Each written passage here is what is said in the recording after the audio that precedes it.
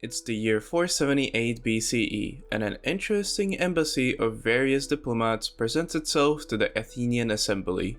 This video is sponsored by the Great Courses Plus, but more on that later. This embassy that presented itself before the Athenian Assembly, well, actually they would first come before the Prytinaes, who were part of the bull, who would decide whether to present them before the assembly, but the Athenian government is all but not simple, so for simplicity's sake, let's just say the embassy presented itself before the assembly. This embassy was a coalition of various Greek Ionian city-states, but also most likely other Greek city-states were part of it as well, and they all came to Athens to present before the Athenians their plea for Athens to take the leadership of the Hellenic alliance away from the Spartans. Why is there a Hellenic alliance? Why are the Spartans leading it? Why are the Ionians asking Athens to help? And how is this all even related to the creation of the Athenian Empire? Well, let's get into it.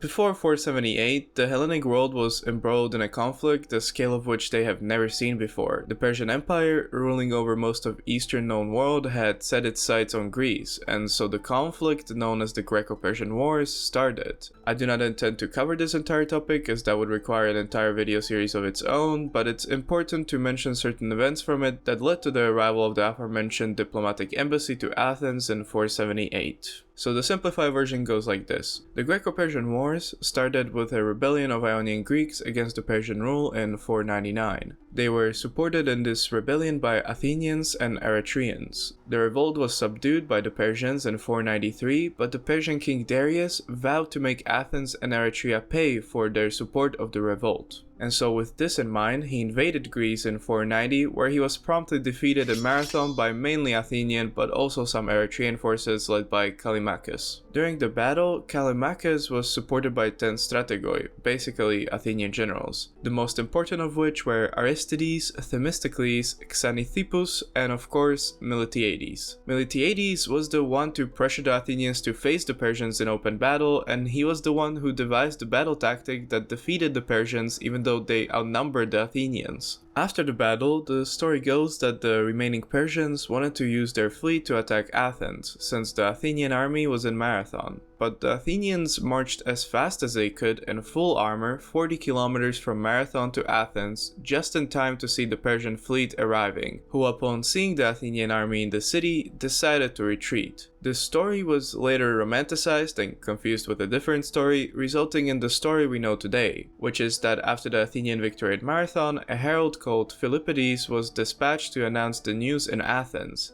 He ran the full 40 kilometers in armor, exclaimed before the assembly, "We have won," and promptly died of exhaustion. This story is why today's marathon is called a marathon and why it is 40 kilometers long. Well, not exactly, but I digress.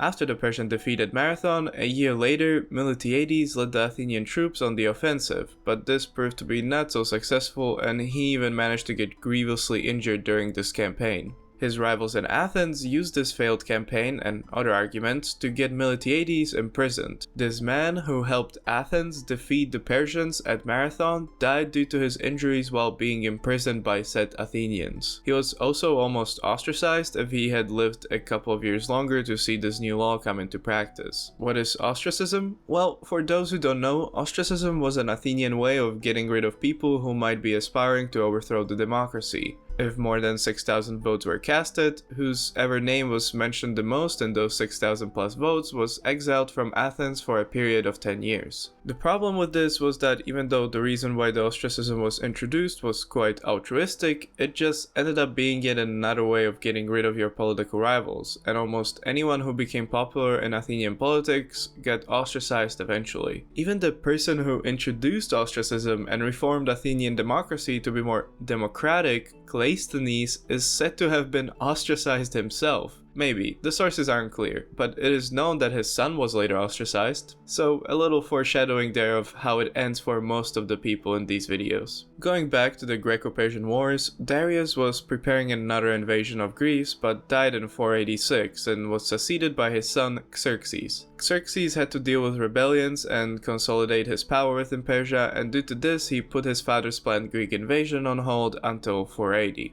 During this 10-year interbellum in the war, two prominent politicians came to ascendance in Athens, the veterans of the battle at Marathon, Themistocles and Aristides. Themistocles was popular with the lower classes, mainly because he came from them. He was known as a cunning man who always had a plan and to whom sometimes the ends did justify the means. Aristides, on the other hand, positioned himself against Themistocles. He was the champion of the upper classes, called the Just Aristides by his supporters. He was incorruptible, conservative, and as Plutarch puts it, he was in politics to secure the best results consistent with safety and righteousness, not to be a populist. Nonetheless, the main issue these two disagreed on was whether Athens should focus more on its navy or its military, with Themistocles supporting the former and Aristides the latter. This heated debate culminated in 483 when a very rich seam of silver was found in the Athenian-controlled mines of Laurion. Themistocles wanted to use the newfound money to build a great new navy for Athens, while Aristides, fearing this would mean Athens' abandonment of its military in favor of the navy, proposed dividing up the money amongst the Athenian citizens.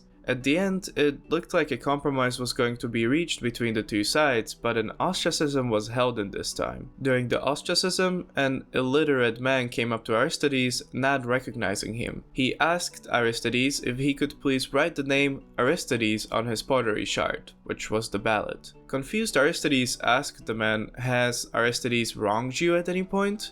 To which the man replied, "No, and I do not even know him, but it irritates me to hear him everywhere called the Just." Aristides then, true to his nickname, wrote his own name on the pottery shard. Unsurprisingly, Aristides was ostracized, meaning Themistocles won, and Athens promptly started to build one of the largest fleets in the Aegean.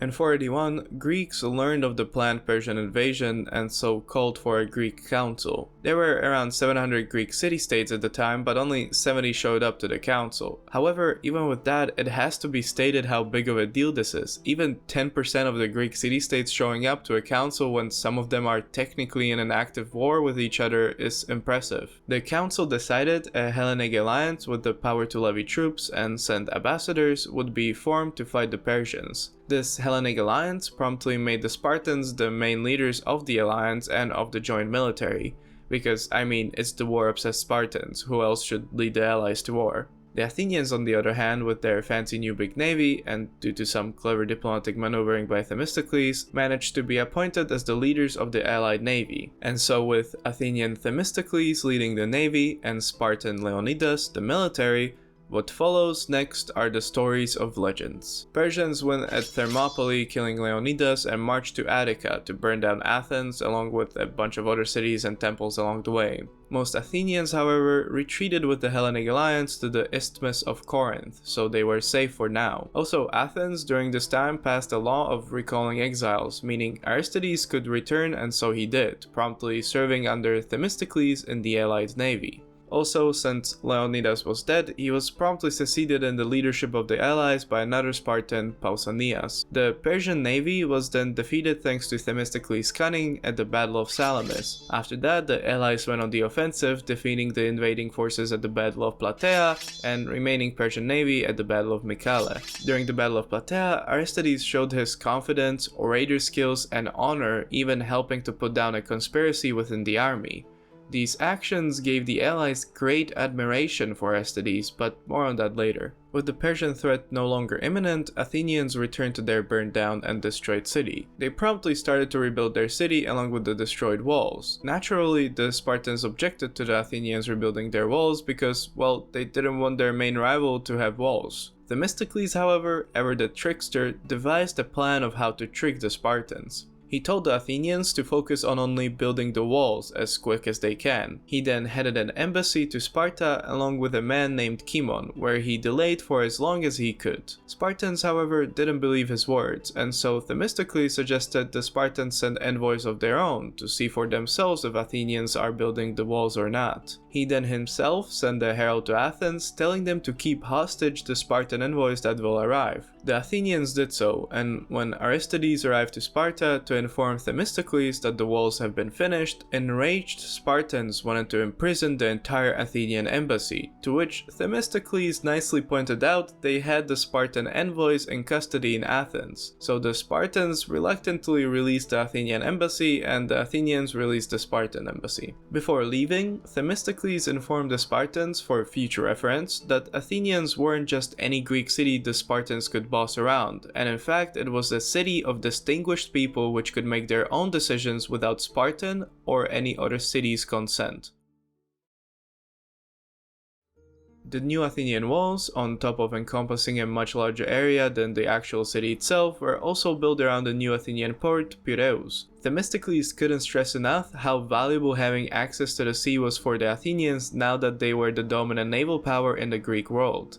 He even suggested that if worse comes to worse, the Athenians abandon their city in favor of defending Piraeus. Whether that will ever happen, I guess we'll just have to see. Going back to the Greco-Persian Wars, the Hellenic alliance continued being on the offensive, taking over Gallipoli, raiding Cyprus, and capturing Byzantium. All while most of the Ionian Greeks, remember them, rebelled from the Persians again and joined the alliance. However, during this entire time, the Spartans were the ones in charge of the alliance actions. After all, as mentioned before, you're going to war with the largest empire in the known world, so you probably want to make the war upset Spartans, the leaders of the alliance. But now that the imminent threat of Persian invasion of Greece has been largely stifled, the problems of Spartan hegemony are starting to come to light. The Spartan leader of the alliance, Pausanias, was said to be dictatorial, violent, corrupt, and even often irrational. Now, these statements may have been just Athenian propaganda at play, but considering that Spartans were known for carrying sticks and beating with them anyone who disagreed with their opinion, it would be easy to assume that Pausanias wasn't really liked by the allied troops. Which brings us back to 478 and the allied embassy coming to Athens, pleading for them to take over the leadership of the alliance. Athenians agreed to take the leadership away from the Spartans under certain conditions.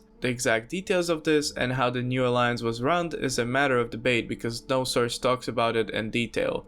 But to present the coherent story, I'm going to go with NGL Hammond's representation. Each ally will swear an oath to the gods to have an offensive and a defensive alliance with Athens, also sometimes to the alliance itself as a whole, depends. They will also be required to participate in the alliance's council on the island of Delos. Each ally has a seat and one vote on the council, however the Athenian vote is equivalent to the whole alliance's council vote. Plus, Athens will hold a permanent hegemony over the leadership of the alliance's navy and army. On top of that, any booty gotten from raiding and pillaging the Persian territory will be divided amongst the allies, and of course 1/10 of it will go to the gods. Lastly, each ally has to either support the alliance in military/naval aid or financial payments, which would be held at a treasury in Delos. Why Delos, you ask? Well, partly because it's conveniently placed in the middle of the Aegean, partly because it's an island and so easily defendable by the Athenian navy, and partly because it is a very religiously important site in the Hellenic world. It is the island where the twin gods of Apollo and Artemis were born and came down from the mountain of Cynthus. Having the allies meet at such a religiously important place would make them think twice before breaking the oath they swore to Athens before the gods.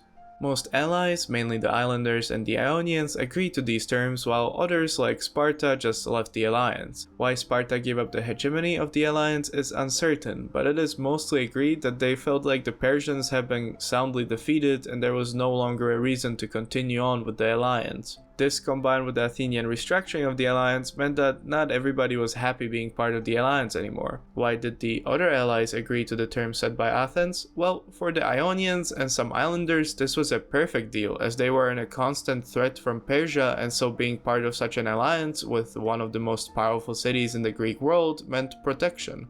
Other cities, even at this early point, may have been strong-armed by Athens into joining the new alliance, but we have no way of knowing that for sure. Lastly, there's an economic aspect to it. Being part of the alliance means protection, stability, and more streamlined access to markets, something which the trade-oriented Thassos would enjoy. So in 478, the Athenians became the leaders of a newly created alliance, which henceforth we shall call the Delian League, a political entity which gradually over the course of the 5th century became the Athenian Empire. So now that Athens is leading this new Delian League, what are they going to do about the Persian threat? Also, what is Themistocles and Aristides' role in this new league? Plus, who was that new guy named Kimon who helped Themistocles trick the Spartans? All very good questions that are going to be answered in the next video of my Athenian Empire series.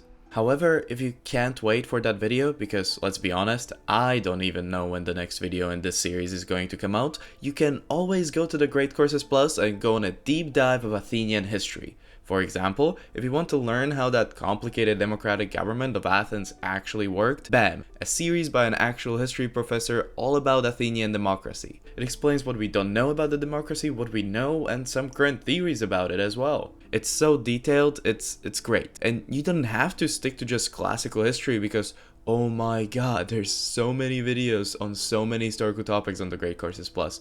Not to even mention all the non-history videos, there's so many of them too. For example, as an amateur musician myself, I found this lecture on how playing music affects your brain very fascinating. I highly recommend it. So if you want to get a free trial to learn some new things, go to the greatcoursesplus.com/mlaserhistory or click the link right in the description.